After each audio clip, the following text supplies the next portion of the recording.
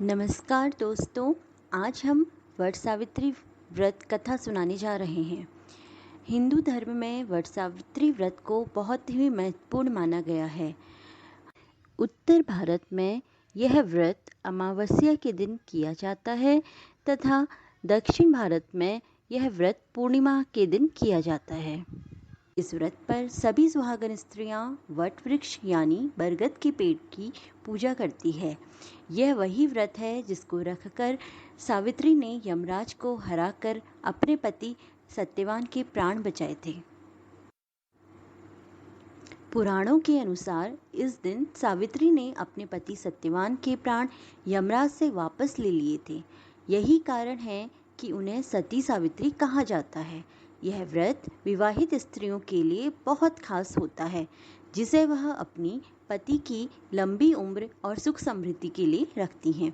मान्यता है कि इस व्रत को रखने से वैवाहिक जीवन में आने वाले सभी कष्ट और दुख दूर हो जाते हैं एवं हमेशा सुख शांति बनी रहती है। वहीं अगर वट वृक्ष की बात की जाए तो इस वृक्ष का बहुत महत्व होता है। इस वृक्ष पर बहुत सारी शाखाएं लटकती रहती हैं, जिन्हें सावित्री देवी का रूप माना जाता है।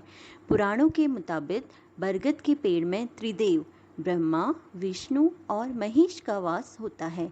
इस कारण इस वृक्ष की पूजा करने से सभी मनोकामनाएं पूर्ण होती हैं। अब बढ़ते हैं हम वट सावित्री व्रत कथा की ओर। सावित्री का जन्म विशिष्ट परिस्थितियों में हुआ था। माना जाता है कि भद्र देश के राजा अश्वपति की कोई संतान नहीं थी। उन्होंने संतान की प्राप्ति के लिए 18 वर्षों तक बहुत बड़ा यज्ञ किया। इसके बाद सावित्री देवी ने उन्हें तेजस्वी कन्या के जन्म का वरदान दिया। सावित्री देवी की कृपा से जन्म लेने की वजह से कन्या का नाम सावित्री रखा गया। राजा की बेटी ने युवावस्था में प्रवेश किया। उसकी रूप लावण्य को जो भी देखता उस पर मोहित हो जाता। जब राजा की बहुत कोशिश करने पर भी सावित्री के योग्य कोई वर नहीं मिला तो उन्होंने एक दिन सावित्री से कहा, बेटी, अब तुम विवाह के योग्य हो गई हो, इसलिए स्वयं अपने योग्य वर की खोज करो। पिता की बात मानकर सावित्री मंत्रियों के साथ यात्रा के लिए निकल गई। कुछ दिनों तक ऋषियों के आश्रमों और तीर्थों में भ्रमण करने के बाद वह राजमहल में लौट आई। इस समय उसके पिता के साथ देवर्षि नारद भी बैठे हुए थे। उसने उन्हें देखकर प्रणाम किया। राजा अश्वपति ने सावित्री से उसकी यात्रा का समाचार पूछा। सावित्री ने कहा, पिताजी, तपोवन में अपने माता पिता के साथ निवास कर रहे द्युम्नसेन के पुत्र सत्यवान सर्वथा मेरे योग्य हैं, अतः मैंने मन से उन्हीं को अपना पति चुना है। नारद जी सावित्री की बात सुनकर चौंक उठे और बोले, राजन, सावित्री ने बहुत बड़ी भूल कर दी है। सत्यवान के पिता शत्रुओं के द्वारा राज्य से वंचित कर दिए गए हैं। वह वन में तपस्वी जीवन व्यतीत कर रहे हैं और अपनी दृष्टि भी खो चुके हैं। सबसे बड़ी कमी यह है कि सत्यवान की आयु अब केवल 1 वर्ष ही शेष है। नारद जी की बात सुनकर राजा अश्वपति व्यग्र हो गए। उन्होंने सावित्री से कहा, बेटी, तुम फिर से यात्रा करो और किसी दूसरे योग्य वर का वरण करो। सावित्री सती थी। उसने दृढ़ता से कहा, पिताजी, सत्यवान चाहे अल्पायु हो या दीर्घायु, अब तो वही मेरे पति हैं। जब मैंने एक बार उन्हें अपना पति स्वीकार कर लिया, फिर मैं दूसरे पुरुष का वरण कैसे कर सकती हूँ। सावित्री का निश्चय दृढ़ जानकर महाराज अश्वपति ने उसका विवाह सत्यवान से करा दिया। धीरे धीरे वह समय भी आ पहुंचा जिसमें सत्यवान की मृत्यु निश्चित थी। सावित्री ने उसके 4 दिन पूर्व से ही निराहार व्रत रखना शुरू कर दिया। पति एवं सास ससुर की आज्ञा से सावित्री भी उस दिन पति के साथ जंगल में फल फूल और लकड़ी लेने के लिए गई।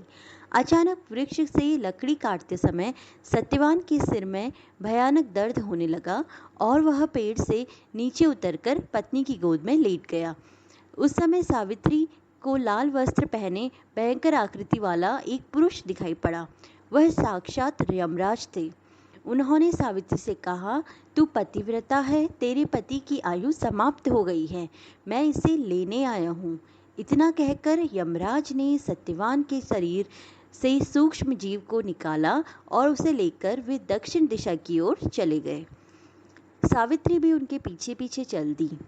उन्हें आता देख यमराज ने कहा, हे पतिव्रता नारी, पृथ्वी तक ही पत्नी अपने पति का साथ देती है, अब तुम वापस लौट जाओ।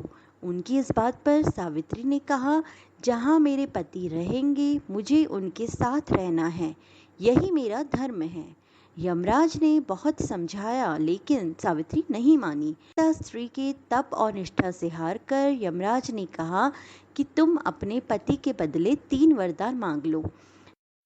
पहले वरदान में सावित्री ने अपने सास ससुर के लिए नेत्र ज्योति मांगी। दूसरे वरदान में यह मांगा कि उनके ससुर जी का छीना हुआ राज्य उन्हें वापस मिल सके, तथा तीसरे वरदान में सावित्री ने यमराज से यह मांगा कि वह सत्यवान के 100 पुत्रों की मां बन सके। यमराज ने सावित्री को आशीर्वाद देते हुए यथास्तु कहा। क्योंकि यमराज सावित्री को सत्यवान के 100 पुत्रों की मां बनने का वरदान दे चुके थे, इस कारण उन्हें सत्यवान को पुनः जीवित करना पड़ा। इस प्रकार सावित्री अपने पतिव्रता व्रत के प्रभाव से अपने पति को पुनः जीवित कर पाई। तभी से वट सावित्री अमावस्या और वट सावित्री पूर्णिमा के दिन वट वृक्ष का पूजन अर्चन करने का विधान है। इस व्रत को करने से सौभाग्यवती महिलाओं की मनोकामना पूर्ण होती है तथा उनका सौभाग्य अखंड रहता है। तो यह थी वट सावित्री व्रत कथा। हमसे जुड़े रहने के लिए आप हमारे चैनल को सब्सक्राइब कर सकते हैं।